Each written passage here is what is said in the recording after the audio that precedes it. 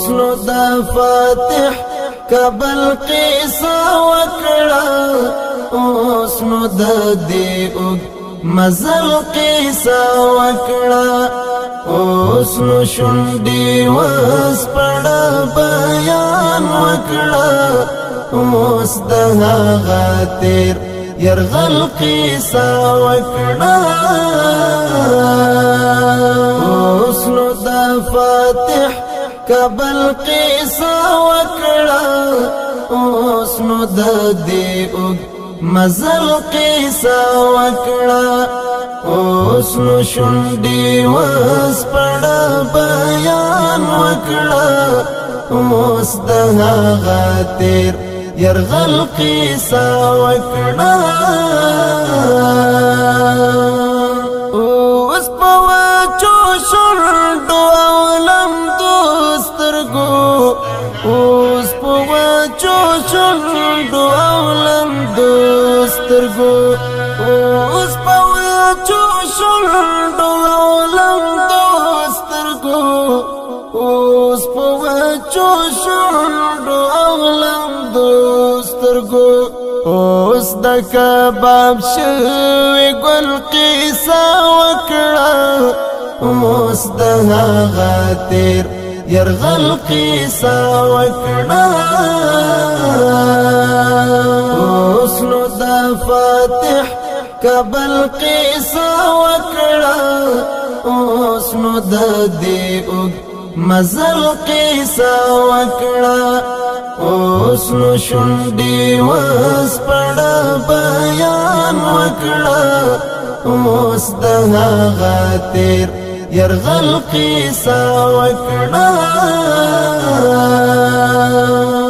اوس نو د مولا صاحب اړوند باندې اوس نو د مولا صاحب اړوند باندې اوس نو د مولا صاحب اړوند باندې اوس نو د مولا صاحب اړوند باندې اوس نو د مرحوم اتل قصه وکړه اوس د هغه تیر يرغل قصه وکړه اوس نو د فاتح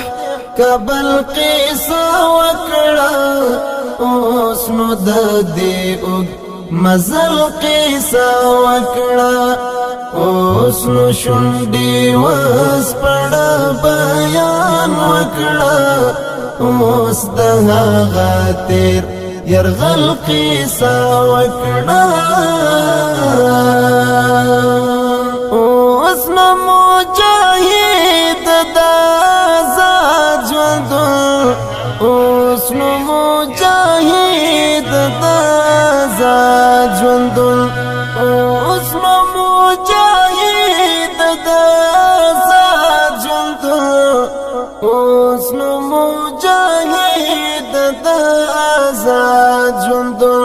اوس په ډاډه زړه تسل قصه وکړه اوس د هغه تیر يرغل قصه وکړه اوس نو د فاتح کابل قصه وکړه اوس نو د دې مزل قصه وکړه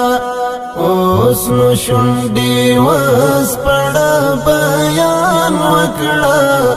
اوس د هغه تیر يرغل قصه وکړه اوس و مهاجر ته په بیغام زړه اوس و مهاجر ته په بیغام زړه اوس و مهاجر ته په بیغام زړه اوس و مهاجر ته په بیغام زړه اوس ورته د خپل غزل قصه وکړه اوس د هغه تیر يرغل قصه وکړه اوس نو دا فاتح کبل قیسا وکړه اوس نو د دې مزل قیسا وکړه اوس نو شونډې وس پړه بیان وکړه اوس د هغه تیر يرغل قیسا وکړه اوس نو دا فاتح کبل قیسا وکړه اوس نو د دې مزل قیسا وکړه اوس نو شونډې وس پړه بیان وکړه اوس د هغه تیر